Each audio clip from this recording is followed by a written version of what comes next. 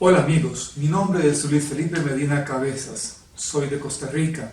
Es para mí un honor participar en este Physio Challenge convocado por Karina Niza y contar con su confianza para poder compartir con ustedes un tema más del cual quiero realmente con todo mi corazón entregar aspectos conceptuales y reflexivos acerca del tema rehabilitación motriz cognitiva.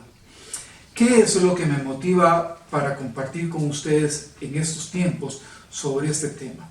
Muchas veces nos hemos preguntado cómo se forman las memorias motrices, cómo podemos seducir la atención, la concentración, el pensamiento de nuestros pacientes enfocados en un nuevo aprendizaje neuromotriz o eventualmente en la compensación del movimiento frente a las demandas funcionales.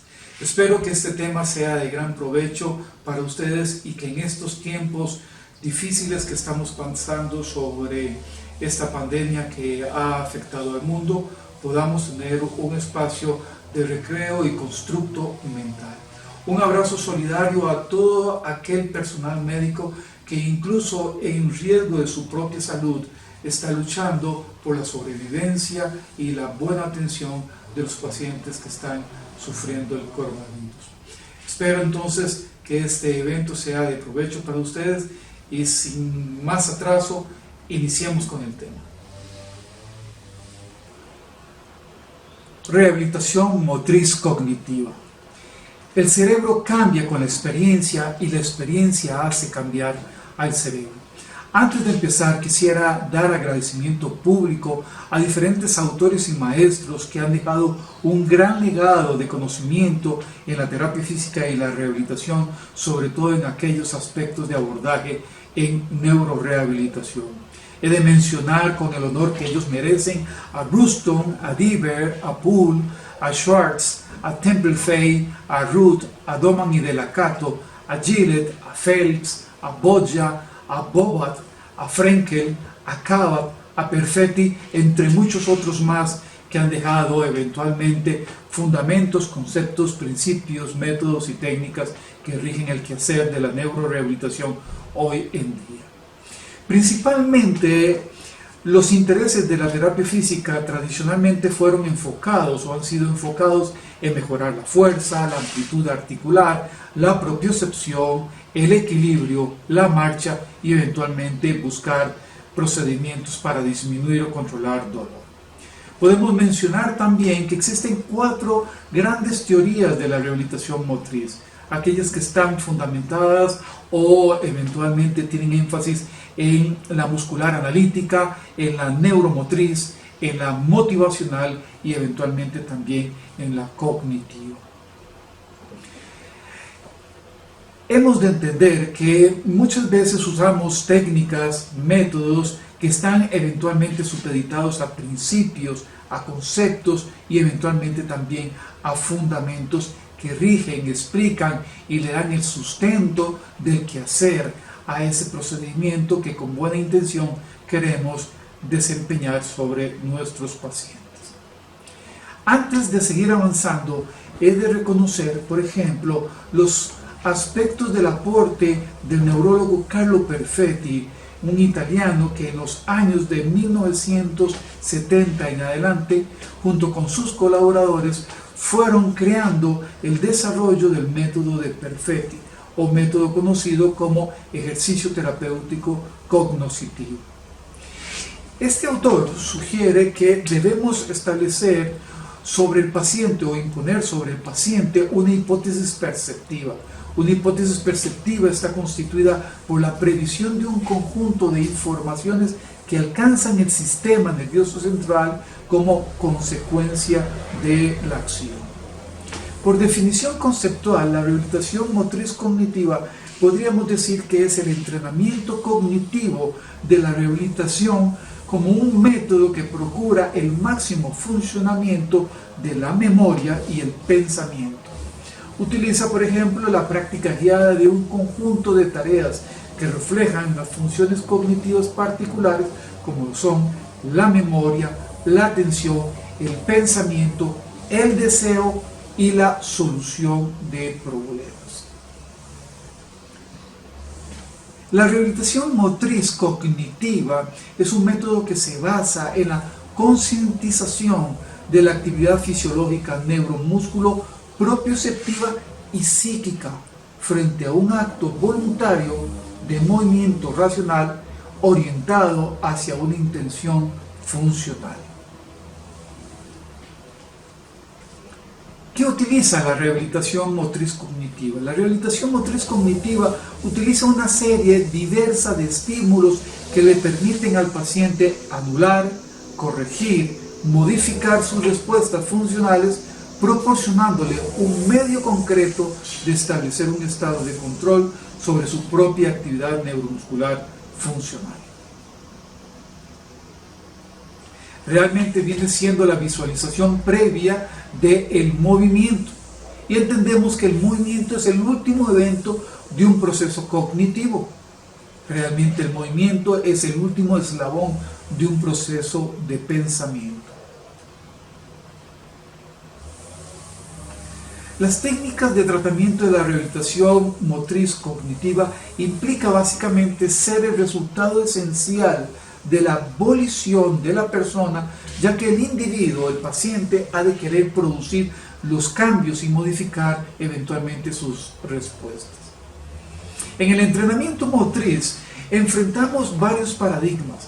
Hay paradigmas que están posicionados en la enseñanza del ejercicio o del movimiento, y hay otros paradigmas que evolucionan hacia el concepto del aprendizaje y las memorias a largo plazo del movimiento humano. El pilar fundamental de la rehabilitación motriz cognitiva básicamente viene siendo el control y el aprendizaje motriz, que son áreas que están implicadas en el comportamiento motriz, que se afirman como estructuras de la ciencia de la motricidad humana y parten del área de la perspectiva básica de los aportes neuropsicológicos. Al hablar de neuroterapia y neurorehabilitación, debemos entender que es una lectura del paciente, del ambiente, del momento, de la habilidad residual, de la capacidad de reserva de recuperación que pueda tener ese paciente, y eventualmente, por supuesto, involucrar la lectura de la postura, el movimiento, el comportamiento del tono, la funcionabilidad residual, la actividad refleja, la capacidad de reacción, el acto voluntario de poder ejecutar algún esbozo de movimiento, el deseo para hacerlo y sobre todo el placer de ejecutarlo. El deseo y el placer de hacer las cosas pueden mover situaciones y eventualmente condiciones secuelares hacia un logro funcional insospechado. Ricardo Restrepo decía que el paciente por sí solo no puede garantizar que su proceso de rehabilitación sea un éxito, pero por sí solo puede garantizar que no lo sea. Hoy hacemos una confrontación teórica entre las teorías de la jerarquía de los movimientos o las teorías de la secuencialidad frente o versus las teorías de sistemas dinámicos o las teorías de la simultaneidad de procesos. Y nos cuestionamos, ¿estimulamos para buscar una reacción o motivamos para generar una acción? El gran dilema sería estimular para que exista una respuesta o motivar para que exista un accionar. Todo esto está dentro de un binomio perceptivo, básicamente relacionado con un acto motriz que está ejecutado básicamente por el quehacer de la voluntad del paciente. Hay un encuentro importante entre la cognición y la percepción del movimiento aparente. La percepción y el movimiento realmente vienen siendo esa dupla de sensibilidad y percepción que son ciertamente indivisibles. Bettina Páez decía, si no siento, no muevo. También lo decía, muevo lo que siento y siento lo que muevo desde un quehacer, desde el paciente en sí. Podemos en este tema también lanzar algunos enunciados importantes. El primer enunciado que quisiera compartir con ustedes es el siguiente. El paciente, en la medida de sus posibilidades y facilitado por su terapeuta físico, debe adquirir una relación funcional con el mundo real. Algunos avances de la organización motriz nos llevan a estructurar y eventualmente a entender que las contracciones musculares estructuradas deben estar también relacionadas con los ajustes tónicos selectivos. Y es aquí también donde podemos enfrentar y darle una fusión a la secuencialidad y simultaneidad de procesos, pero procesos que estén apoyados básicamente por secuencias motrices, bajo una organización motriz gobernada por el acto del pensamiento y la abolición del paciente. Todo proceso cognitivo está acompañado por la percepción, la atención, la memoria, el lenguaje, la imagen motriz y eventualmente el razonamiento motriz. Hay un término muy interesante que deberíamos acuñar y tratar de alcanzar.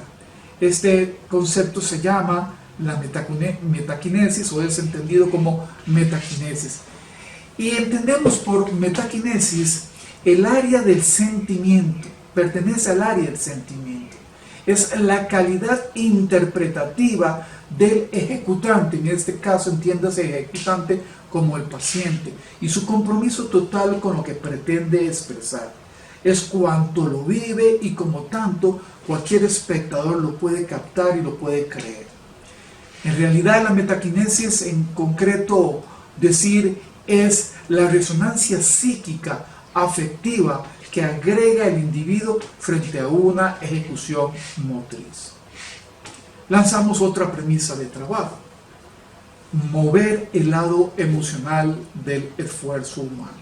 Buscar la resonancia psíquica afectiva que ese individuo pueda agregar frente a una ejecución motriz que nosotros pretendemos que él aprenda y que la sostenga como una acción memorizada o eventualmente automatizada frente a las demandas funcionales en su entorno.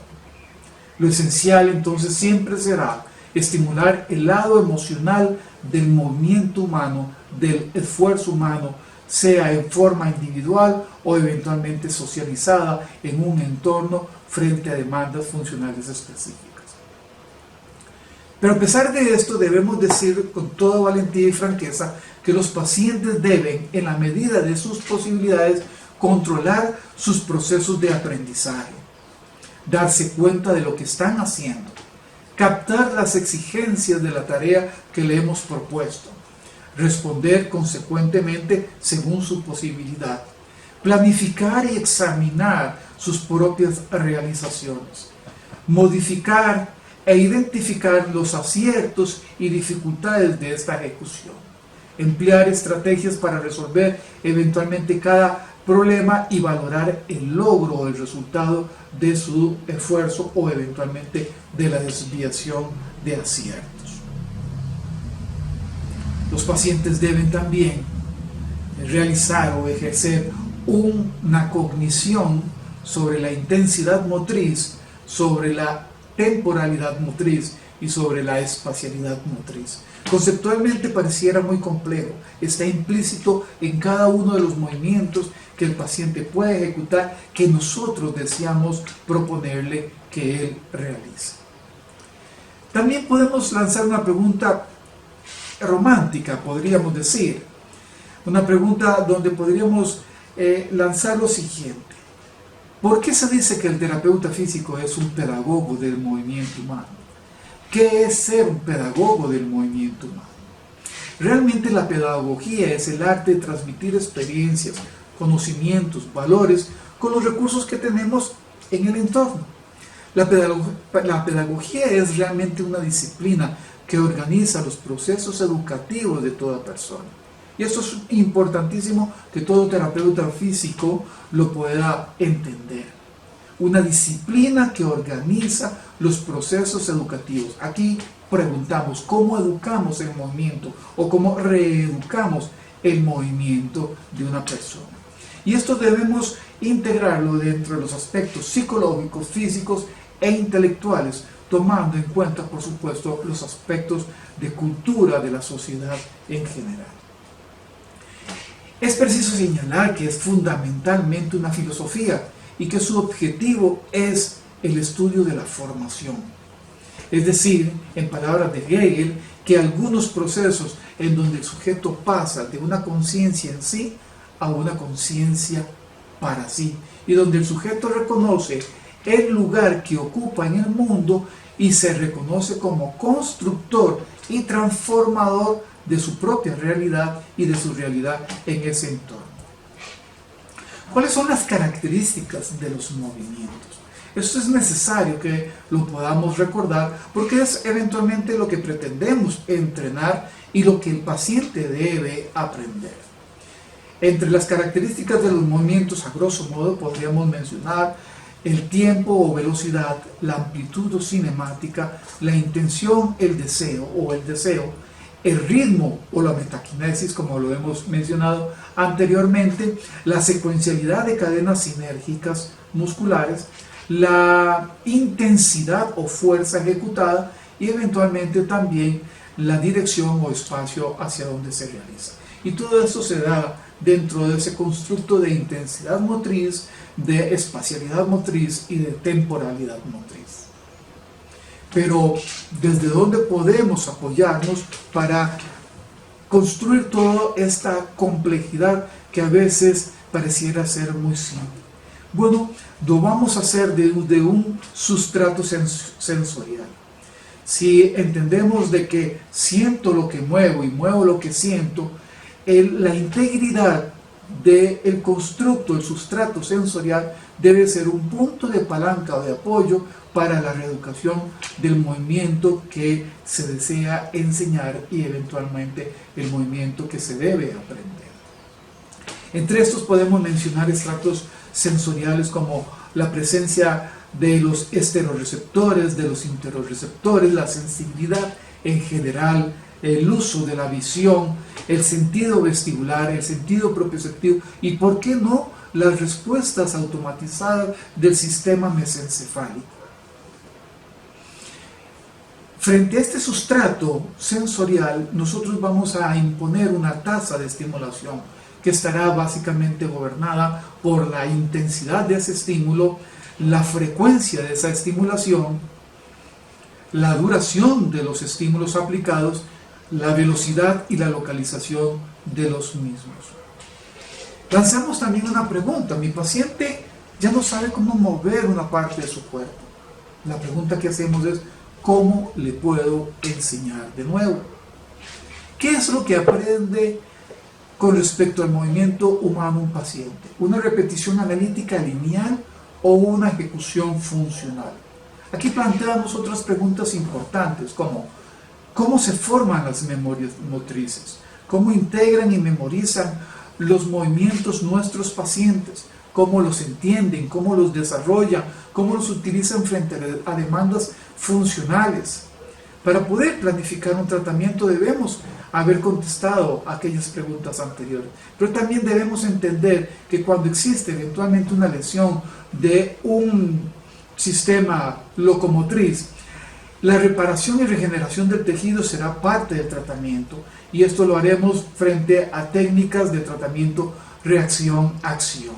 Y eventualmente, si fuera un compromiso de neuronas motoras superiores o de compromiso del sistema nervioso central, buscaríamos la reorganización de las funciones y los procedimientos de abordaje estarían en función de tratamientos que se enfoquen en paradigmas de enseñanza y aprendizaje. Ese entrenamiento, cualquiera que se haga, debe estar formulado dentro de una cadena con respecto a tareas que se imponen al paciente frente a una ejecución que se desea enseñar, pero sobre todo que se desea que el paciente lo ejecute como una acción aprendida. Y esta tarea está gobernada por la dosificación del movimiento, la calidad de la respuesta, la motivación del paciente para hacer eso y eventualmente la frecuencia de repetición. Ya habíamos hablado de una existente premisa importante. Habíamos mencionado de que el cerebro cambia con la experiencia y la experiencia hace cambiar al cerebro. Las experiencias motrices son cambiantes, por ende, en el cerebro estas están determinadas por las mismas. Otras preguntas importantes que podemos plantear frente a esto. ¿Qué experiencias cambiantes son terapéuticas? ¿Y cuáles experiencias pueden inducir a mayores errores o eventualmente a mayores secuelas? El control motriz se encargará entonces de los procesos de percepción o de recepción, de los procesamientos, de la información, del control de la ejecución, de los mecanismos de control propios del movimiento, la recepción de la información relevante, los estímulos y las motivaciones para hacer esta actividad neuromotriz, la programación de las ejecuciones de la respuesta motriz, entre otras. Y por ende, podemos llegar al concepto de cómo impregnamos el aprendizaje motriz. El aprendizaje en general supone un proceso de modificación de la conducta. Más exactamente podríamos decir que es un cambio estable de la conducta como consecuencia de la práctica. En el caso del aprendizaje motriz, las conductas modificadas serán eventos motrices. Y esto implica la percepción, el reconocimiento de patrones, las condiciones estimulantes, las variables mediadoras y motivadoras para ejecutar esos movimientos, el aprendizaje de la percepción, el movimiento en el aprendizaje perceptivo básico, los principios de la percepción de parámetros motrices, la percepción de la realidad física, la percepción de espacio, la percepción de la tercera dimensión, la constancia de tamaño, la percepción del movimiento, el movimiento aparente, las relaciones entre los movimientos aparentes y los movimientos reales, el rango de cambio de movimiento y la percepción de trayectorias. Al igual que también la anticipación temporal, la anticipación espacial, la percepción propioceptiva en general. Entonces, volvemos a la pregunta anterior.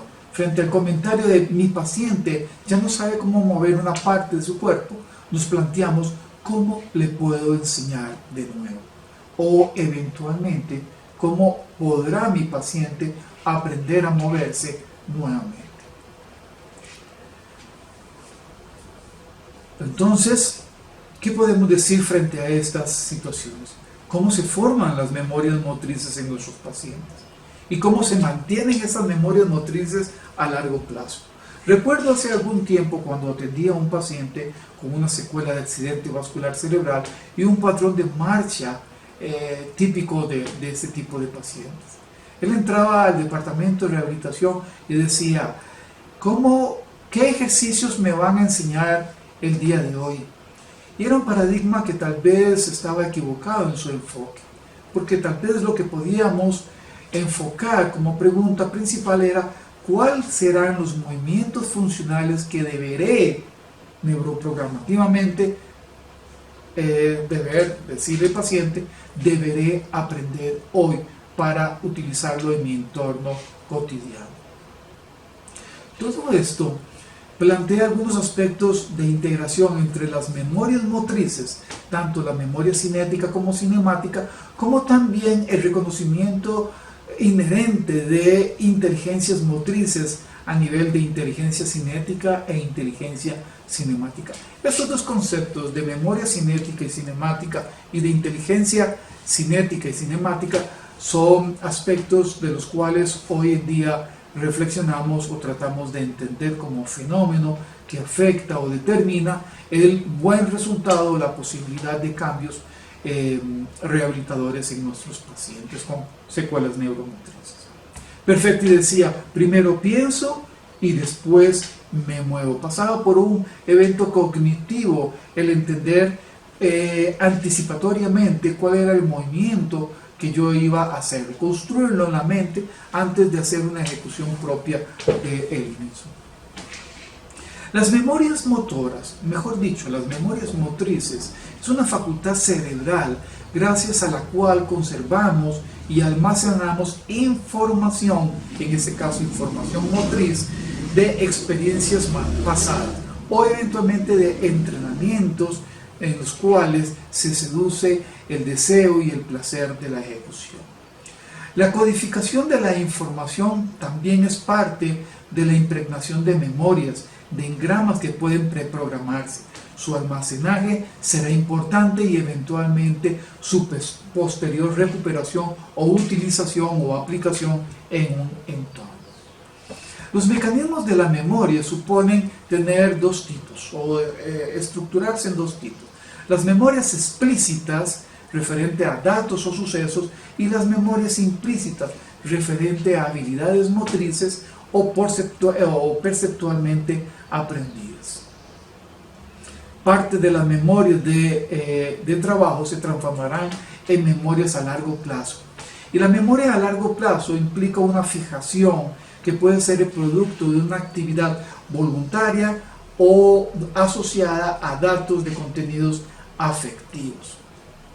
Podemos entonces saber que podemos facilitar la creación de mapas neuronales o eventualmente de engramas de preprogramación motora que a través de procesos de impregnación en la memoria como una tarea puedan ser ejecutadas en forma automática frente a una necesidad en un entorno funcional. Y esto va a implicar tener aspectos sobre velocidades motrices, amplitudes motrices e intenciones motrices específicas con una dirección específica y eventualmente también con una fuerza desarrollada o una fuerza de ejecución frente a esta actividad motriz.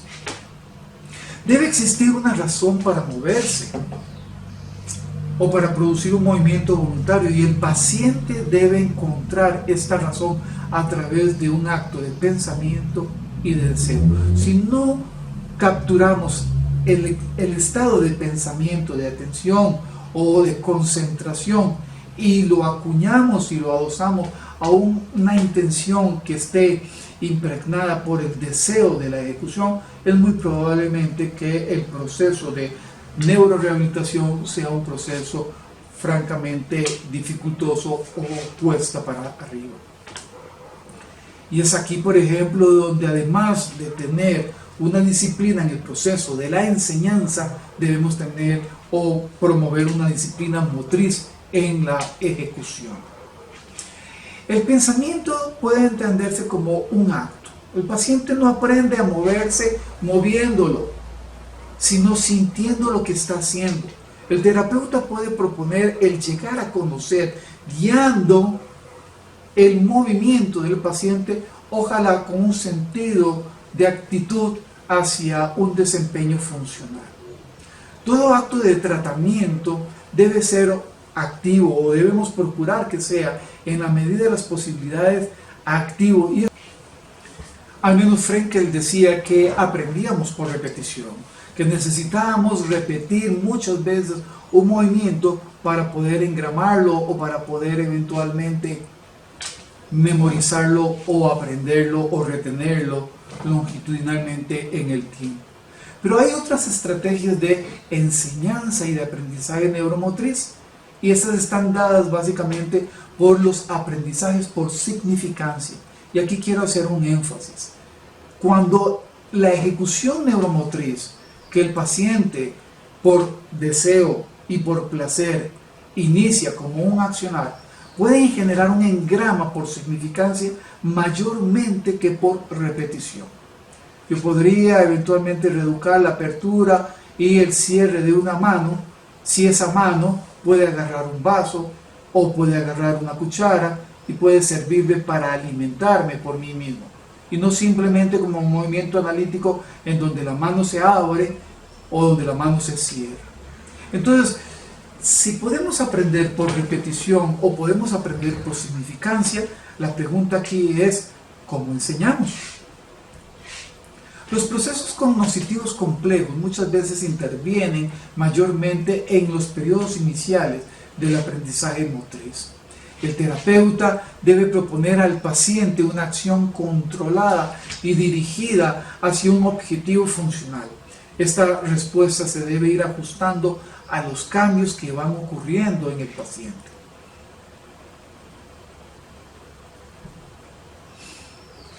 Frente a las secuencias de movimiento se establecen metas fijas de acciones motrices, ejecutadas a través de secuencias progresivas de alcances mayores. Puede ser que al principio del proceso las ejecuciones tengan un grado de dificultad, incluso hasta de ser entendidas y comprendidas por el paciente, pero con el transcurrir del tiempo y el alcance de valores significativos de ese movimiento humano, podríamos realmente alcanzar una progresión en los procesos de mayor complejidad neuromotriz. Estas secuencias de movimiento al principio pueden ser no adecuadas en velocidad, en fuerza, en resistencia, en duración, o pueden eventualmente en algún momento dado, a través de la repetición, el pensamiento, acto consciente, en convertirse en una actividad más precisa, más adecuada y eventualmente más económica como gasto energético. Una vez que hemos alcanzado estos elementos de superación de grados de dificultad por secuencias específicas que gradualmente estamos haciendo, podemos alcanzar el concepto de habilidad, que es una capacidad de la actividad humana donde esta actividad está mejor organizada, es más eficaz, sobre todo con el concepto de la práctica. Y aquí quiero que entendamos que práctica no está solamente adosada a un concepto de repetición, sino también a un concepto de significancia para el paciente en estar ejecutando la acción motriz que estamos tratando de enseñar. Hoy en día podemos agregar también aspectos de fusión entre un objetivo, la conciencia, y un deseo para actuar. El objetivo de todo aprendizaje motriz reside en la capacidad y el deseo para ejecutar ese movimiento en forma eficaz y con el menor esfuerzo posible. El modo de existencia racional de la conciencia humana suele llamarse pensamiento. Entonces, la existencia racional del movimiento consciente es el movimiento volitivo pensado. Volvemos otra vez a Perfetti, donde nos decía, primero pienso, después me muevo. Vale la pena también mencionar que existen funciones cognitivas superiores, que son básicamente operaciones mentales más complejas, en las que el pensamiento es al final el final superior de la escala de este, y se ubican en ellas funciones cognitivas de mayor complejidad. Estas funciones entran en procesos psíquicos de la rehabilitación motriz cognitiva, y es aquí donde vemos la integración de conceptos motrices de atención, de concentración, de juicios, de síntesis, de planeamiento, de ordenamiento, de memoria, de aprendizaje, de razonamiento, de ejecución y de resolución de problemas. Al igual que la descodificación de la abstracción de la organización neuromotriz. Algunas funciones neuropsicológicas que están implícitas en este concepto de rehabilitación motriz cognitiva son aquellas que se interpretan como habilidades ejecutivas o habilidades cognitivas.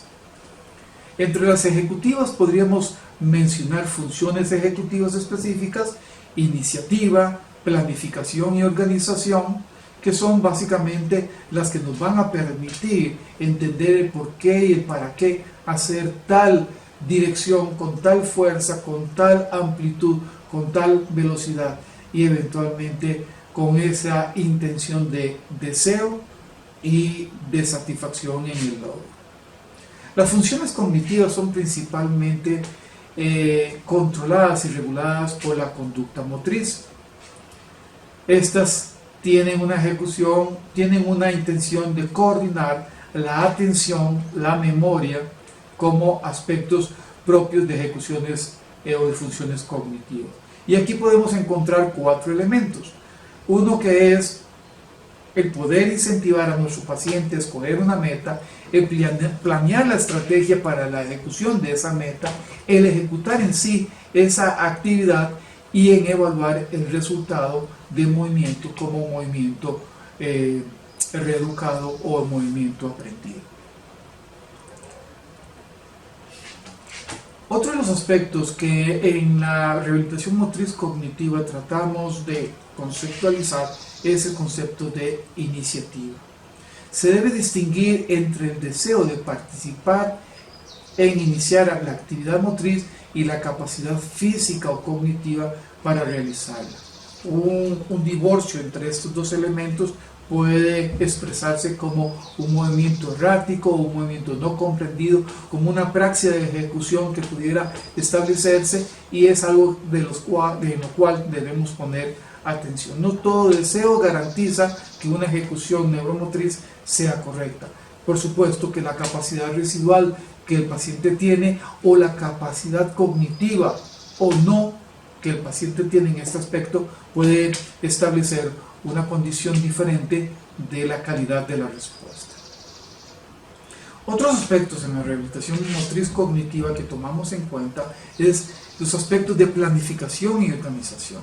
Formar y llevar a cabo planes en forma efectiva con organización previa supone un acto cognitivo. Y aquí hablamos de habilidades cognitivas como la atención y concentración. Mi paciente tiene que estar atento y concentrado en lo que vamos a hacer, en la memoria y el aprendizaje, y en el movimiento complejo que eventualmente se pueda o simple que se pueda estar proponiendo. Un movimiento complejo requiere mayor concentración y mayor capacidad perceptual. Si yo no siento, es probable que tenga déficit en mis ejecuciones motrices. Capacidad residual de participación. Su paciente debe tener capacidad para participar y debe participar si tiene capacidad. Y no hablo de capacidades totales, hablo y entendemos por supuesto de capacidades residuales que el paciente pudiera eventualmente tener. Primeramente tendríamos que determinar los desempeños y las capacidades que el paciente tiene para luego determinar las metas de participación y ejecución que se van a proponer. Hay algunos factores relacionados también en la rehabilitación motriz cognitiva, como por ejemplo identificar el objetivo del movimiento que vamos a proponer, buscar la inhibición de la actividad innecesaria, buscar capacidades para enfrentar la gravedad, lograr el equilibrio y las buenas descargas de peso, lograr por supuesto la alineación corporal, establecer estrategias de ensayo y práctica, buscar la captura de la motivación y el deseo de participación, establecer retroalimentación sensorial siempre será útil, buscar la conciencia del movimiento ejecutado como resultado del esfuerzo o del deseo del paciente. El paciente debe de identificar claramente lo que hay que aprender y debe identificar cómo lo ejecutó. Debe de organizar la información y ordenarla de forma adecuada para la ejecución propia de la tarea que se le ha propuesto. La intensidad de la respuesta se intensifica si el paciente agrega un concepto de pensamiento dirigido hacia un propósito y no hacia una acción muscular aislada. El axioma de Vigor nos recuerda de que el cerebro no reconoce acciones musculares aisladas, sino acciones propias o movimientos específicos orientados hacia una intención funcional. Esto es más significativo para el paciente que una contracción muscular aislada. Cuando escuchamos de que el paciente está haciendo una acción compensatoria, recordamos a Schwartz que nos decía, no importa cómo ejecute el movimiento el paciente, lo importante es que intente ejecutarlo.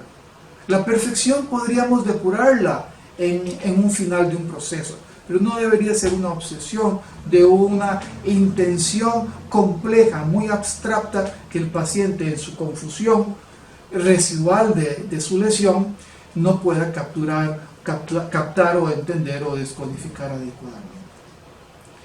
La identificación de un objetivo como movimiento específico implica que el paciente asume una responsabilidad de pensamiento frente a su acto de aprendizaje motriz. E interesa mucho generar memorias motrices a largo plazo, porque si hacemos una terapia de 20 minutos o de 40 minutos, pero no fue significativa, al día siguiente estaremos reiterando lo que no fue engramado en días anteriores.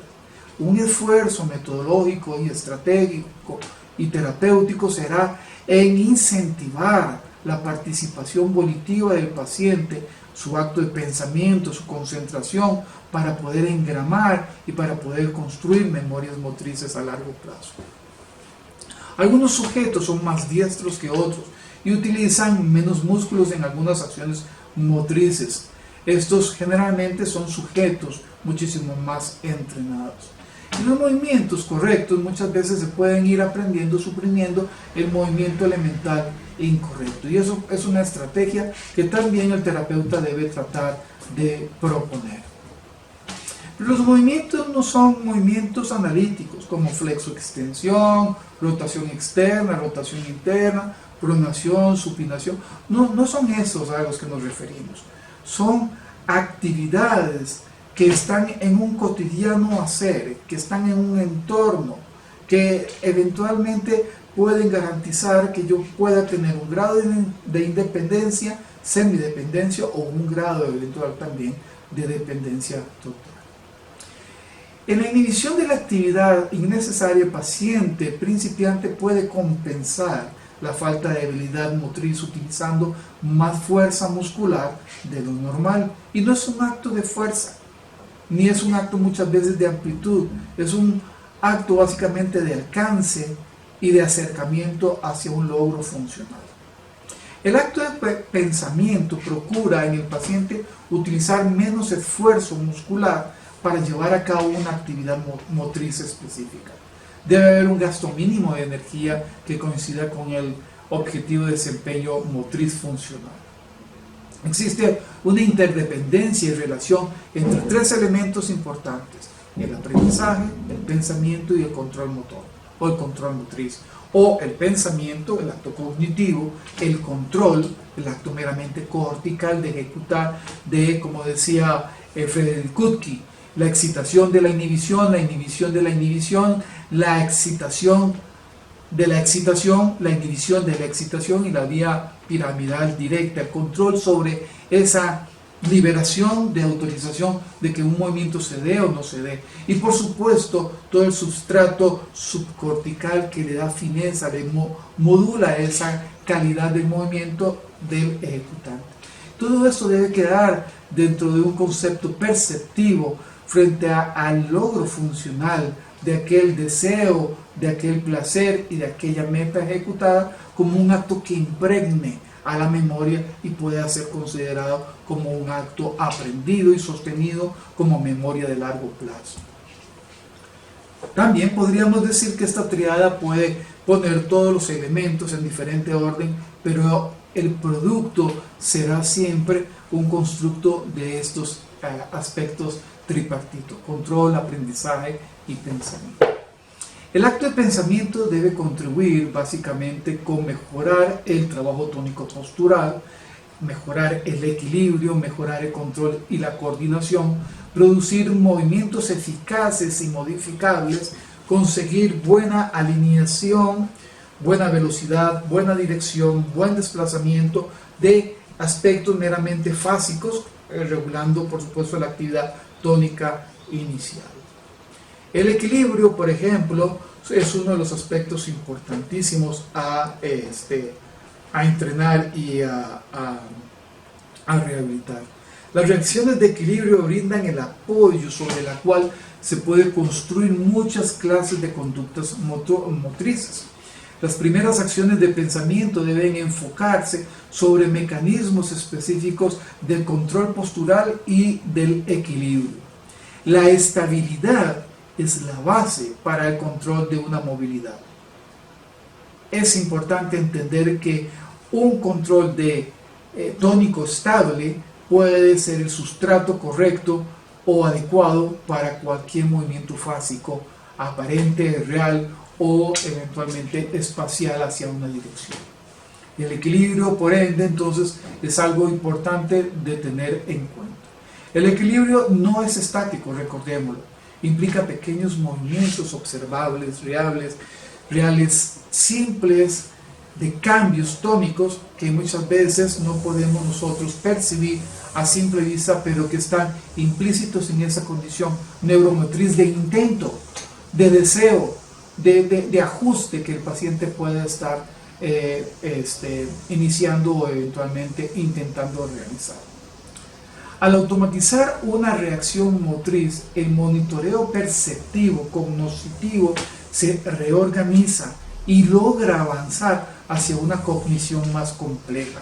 No se trata de un problema de músculos, muchas veces se trata de controles superiores supratentoriales que implican acciones funcionales de pensamiento y acciones cognitivas específicamente con respecto a un acto motriz.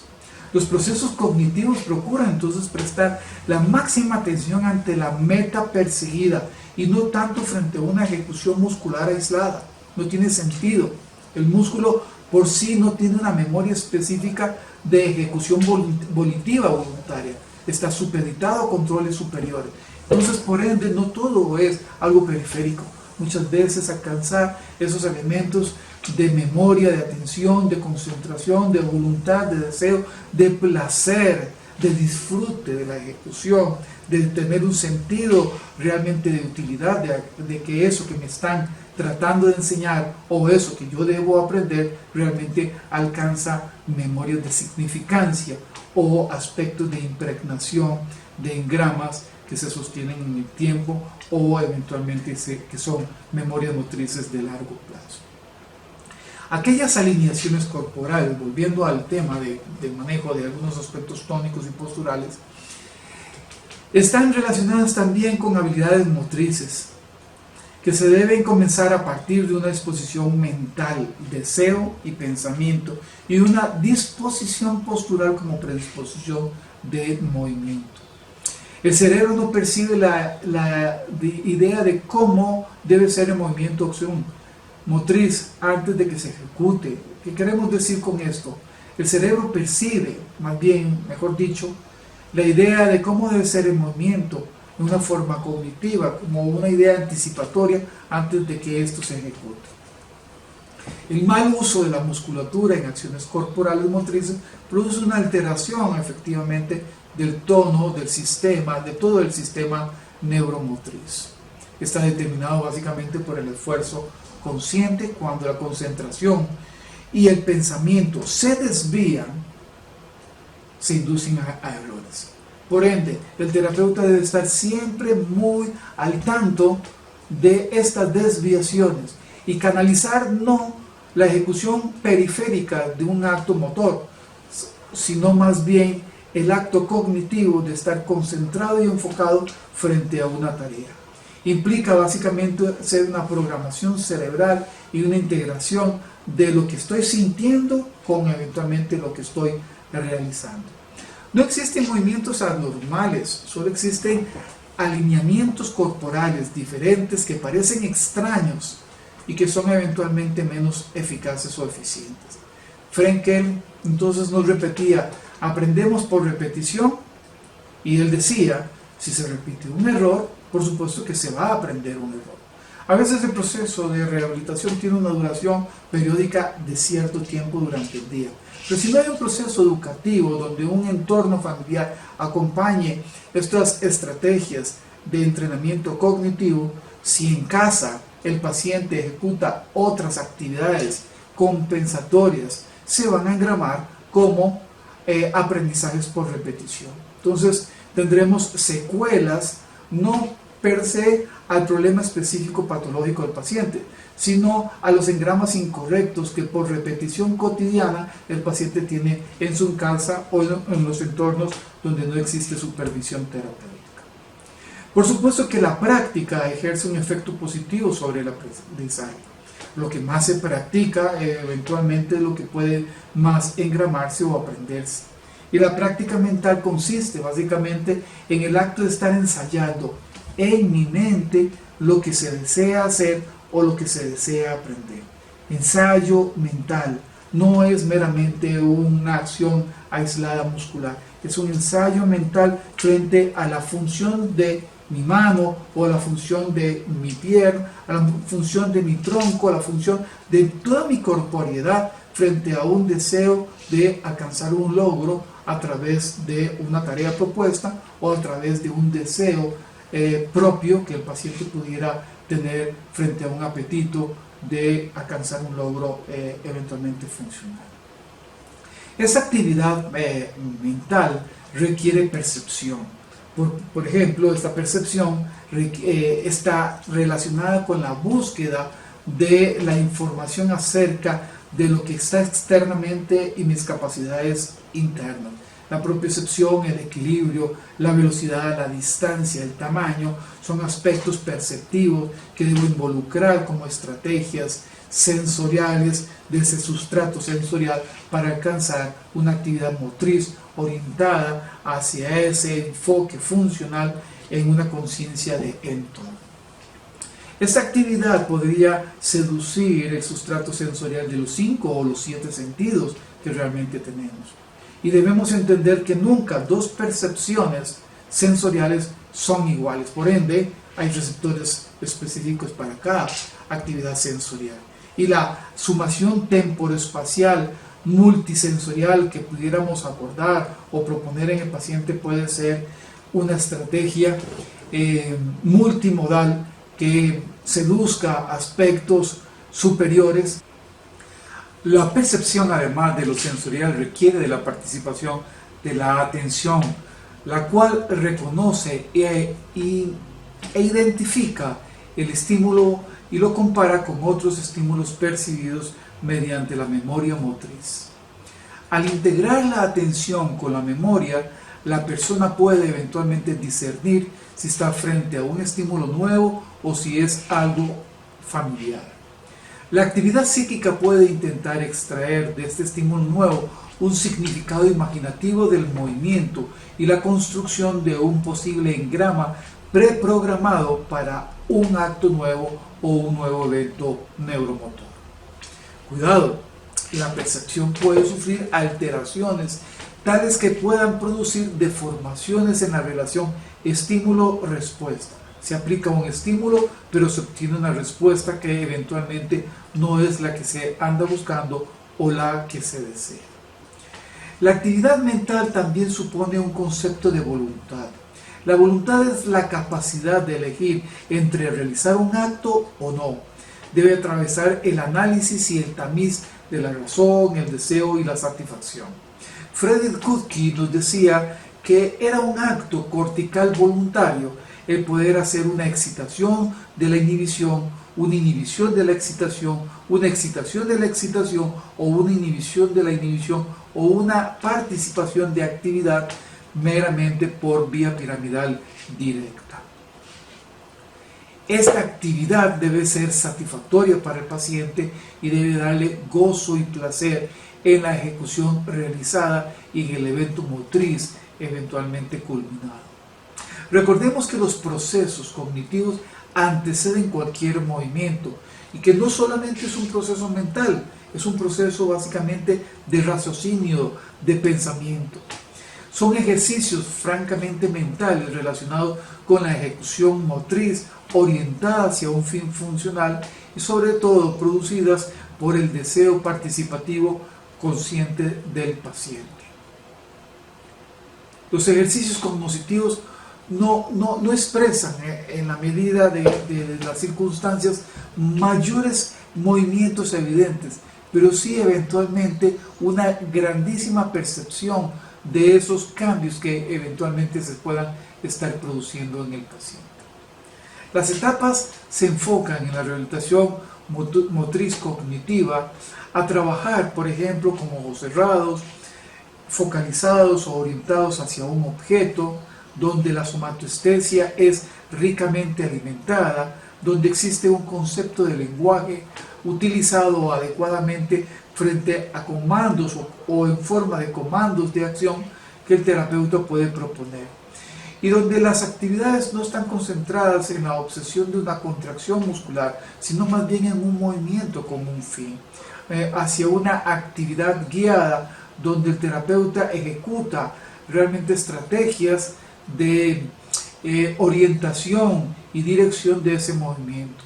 Todo esto incentivando procesos cognitivos y sumando a ellos insumos sensoriales multimodales que puedan dar una aferencia rica y provechosa para la decisión de tomas de voluntades convertidas en actos motrices orientados hacia una función.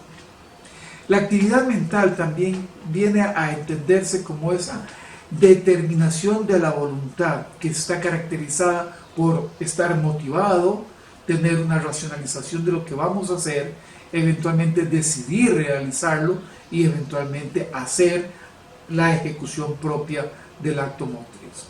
Como motivación entendemos que es la que induce al individuo a actuar. Es el impulso justificante de ese acto particular. Es lo que pone en marcha al movimiento. Motivación significa mover, propiciar el movimiento. Básicamente es el motivo que encontramos para movernos en cualquier dirección. La motivación es un elemento importante. Sin motivación es imposible reaprender un nuevo acto motriz. Tenemos que desear hacer lo que queremos aprender. El objetivo, eventualmente, bajo el concepto de motivación, tiene que valer la pena. Ese esfuerzo y esa atención orientada hacia un fin tiene que valer la pena. Tienen que generar esas impregnaciones significativas que se van a convertir en memorias de largo plazo que podrían ser útiles en algún momento dado frente a demandas funcionales en un entorno hacia el paciente, y el paciente con confianza o eventualmente en forma incluso automatizadamente puede responder.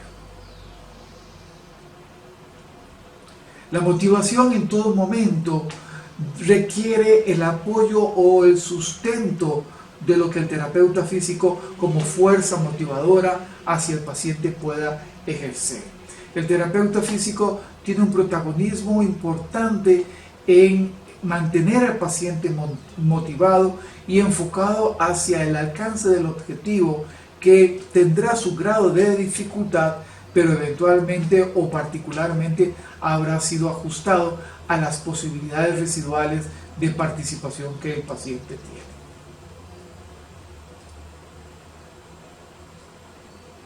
Motivación significa un motivo para moverse. Cuando la voluntad empuja a querer hacer algo, algo siempre se pone en movimiento. Se trata básicamente de un estímulo interno y espiritual. La motivación es personal y no es transferible. El hecho de que el terapeuta esté motivado frente a un acto motriz, pero el paciente no lo esté, posiblemente va a ser un acto que se caracterice por el fracaso de la acción terapéutica del caso.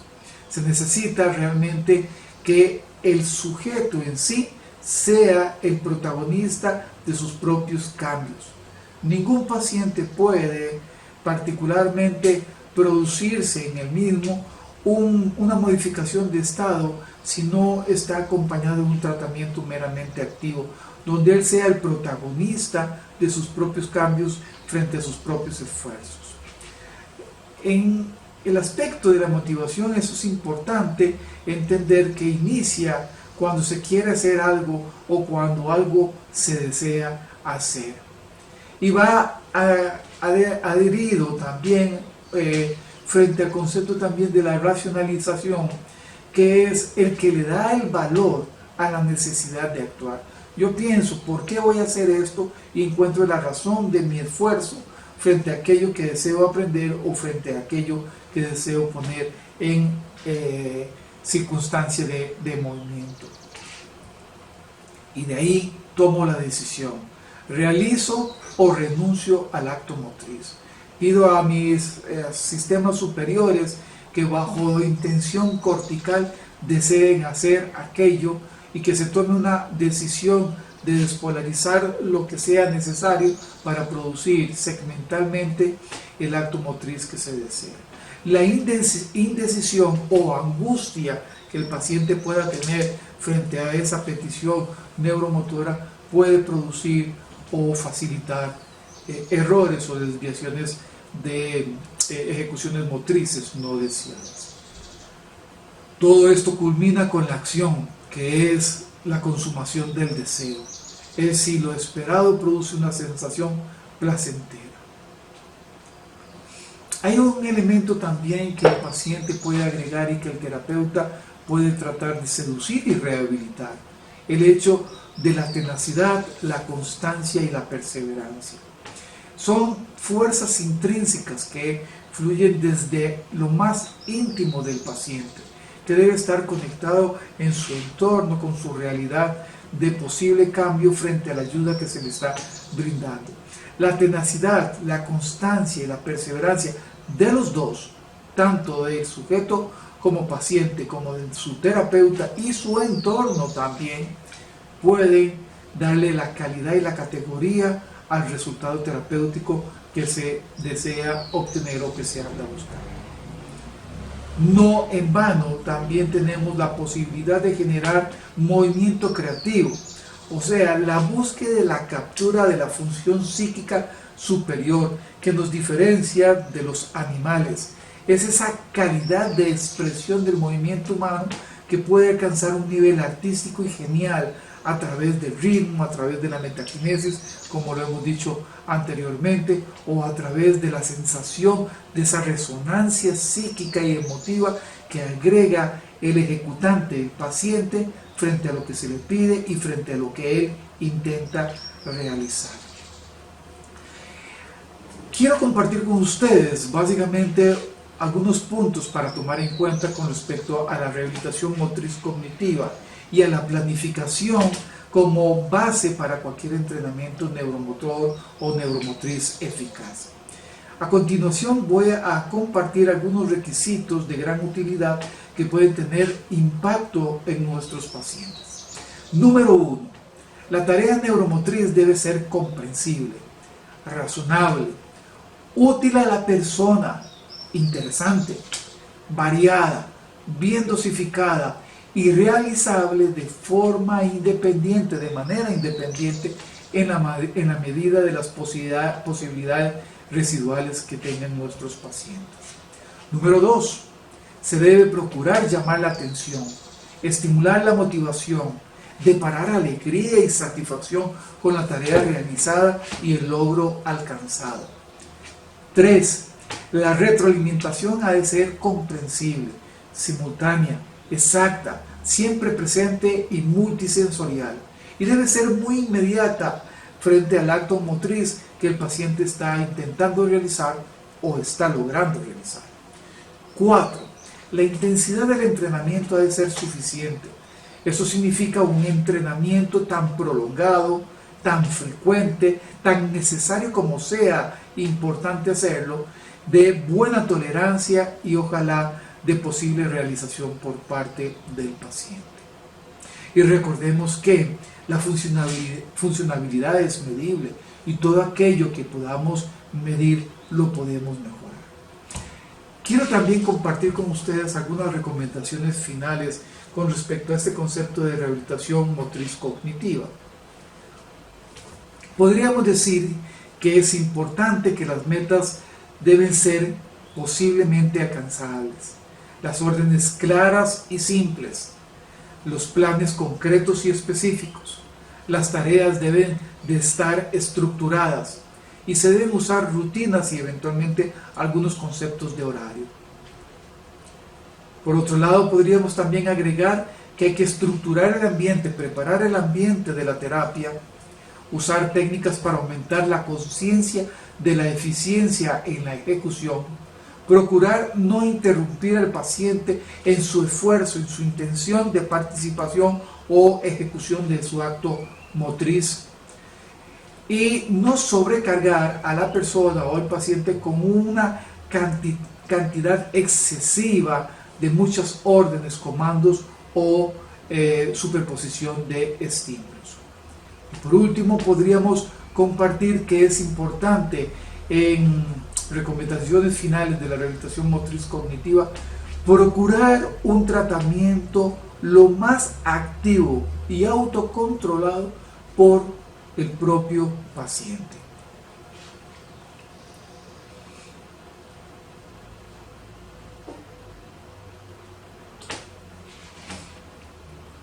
Hace tiempos hacía una símil entre un terapeuta físico y un neurorehabilitador. Y hacíamos una símil con un alfarero, al cual le establecimos el nombre de neuroalfarero. Un terapeuta físico es como un neuroalfarero. Existe una íntima relación entre la fragua y el moldeado, entre la cinética y la cinemática, entre la estática y la dinámica, entre la activación y la respuesta.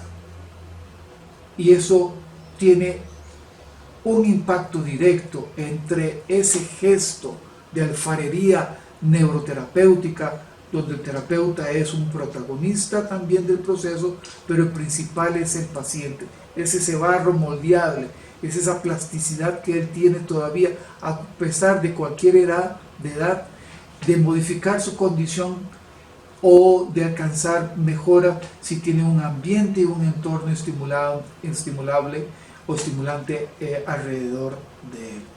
Si el alfarero, el neuroterapeuta, no está, el barro se endurece.